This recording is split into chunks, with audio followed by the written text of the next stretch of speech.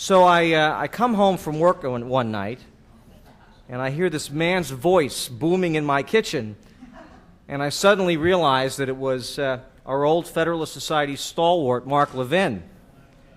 I say to my wife, Sally, "What is Mark Levin doing in my kitchen?" Now, Sally informed me, of course, that... Yes. Thank you, dear. Mark... For those of you who did not hear that Leo household sense of humor, Sally wanted to note for the record that Mark spends more time in the kitchen there than I do. Sally informed me, of course, that Mark had his own radio show here in D.C. It not only reached into the Beltway, but was being aired throughout the country in almost every major city. Well, as Sally has noted, Mark is often in our kitchen now as dinner's being readied, and what I've slowly learned and come to be deeply impressed with is his extraordinary ability to take the rule of law and constitutional concepts we all talk and think about and to communicate them in ways that are more readily accessible and more readily accessible to and embraced by a broad cross-section of America. And that is a truly special talent, and one that I know, many of us wish we had to the degree that Mark Levin has. Mark Levin's New York Times bestseller, Liberty and Tyranny, A Conservative Manifesto, is much the same in its tone and style if you've listened to his radio program.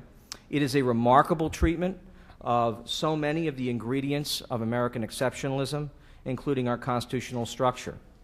The book speaks simply but powerfully about our freedoms and the proper limited role of the courts. And I'll give you just one example from the book. Not too many, so that, of course, you buy it when you're downstairs.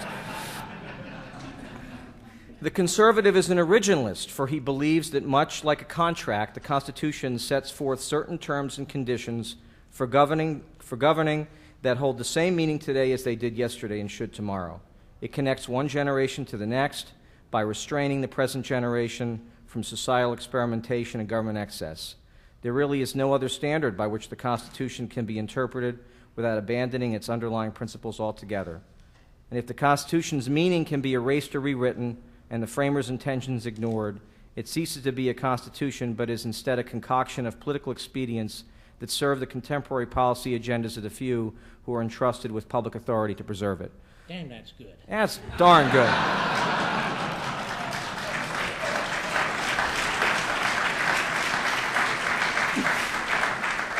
And that's the kind of prose you'll find throughout the book, and it's the kind of prose that helps people all over this country develop a greater appreciation for the great experiment in self-government that our founders wrought so many years ago.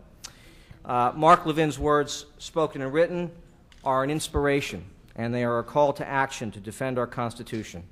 And there's no better send-off for all of you as we close this convention and later today and tomorrow as we go back home to our communities than to welcome Mark Levin here to leave us with some closing remarks before we move to our closing reception and have drinks.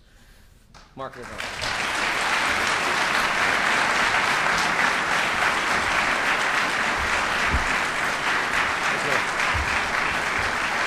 Thank you.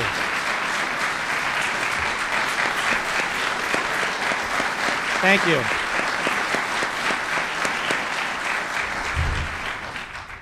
I want you to know what a great patriot Leonard Leo really is, how hard he works.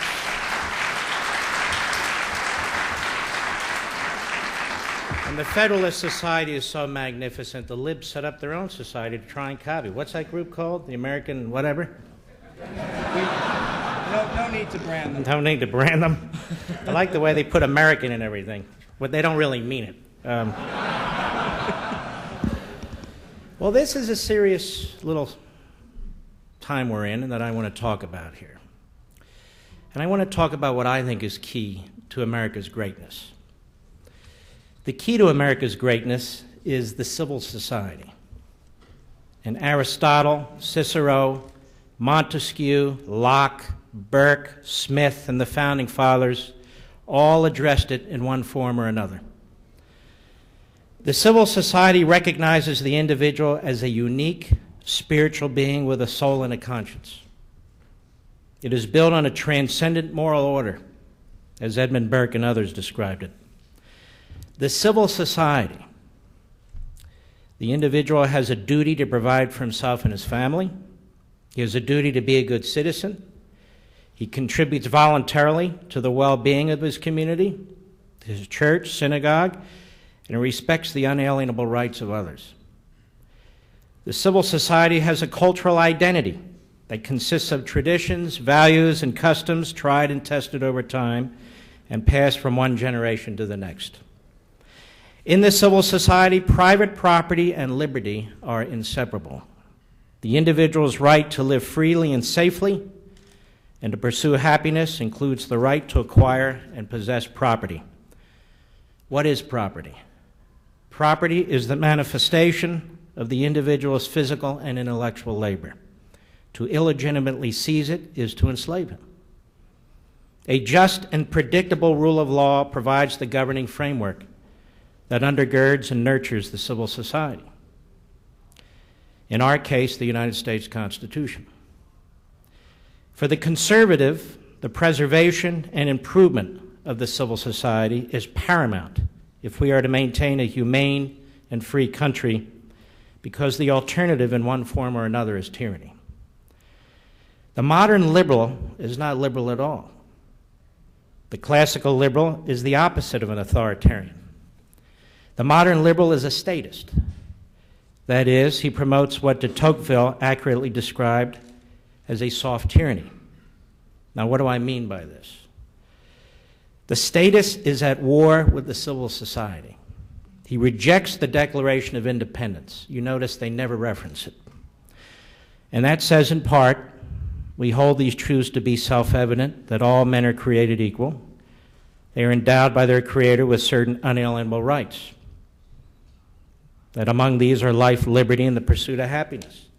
For the statist, individuals pursuing their own legitimate interests, living independent and self-sufficient lives, largely unencumbered by government, is an intolerable condition. And it's about time that we stop giving the statist the benefit of the doubt and accept the fact that he does not share our passion for liberty and the good that flows from it. The statist is basically a malcontent. He's miserable about his circumstances and blames it not on himself but on his surroundings, other people, and society generally. He searches for significance and even glory in a utopian fiction of his mind's making, the earthly attainment of which he believes is frustrated by those who don't share it. So he sets out to destroy the civil society. And that is exactly what Barack Obama and Congress are doing today. On the other hand, we conservatives, we understand that liberty is precious and once lost is rarely recovered. We know of the fall of past republics. We know that the best way forward is not by further empowering an already enormous federal government beyond its constitutional limits, but to return to the founding principles. A free people living in a civil society, working in self-interested cooperation, and a government operating within the limits of its authority promote more prosperity, opportunity, and happiness for more people than any alternative.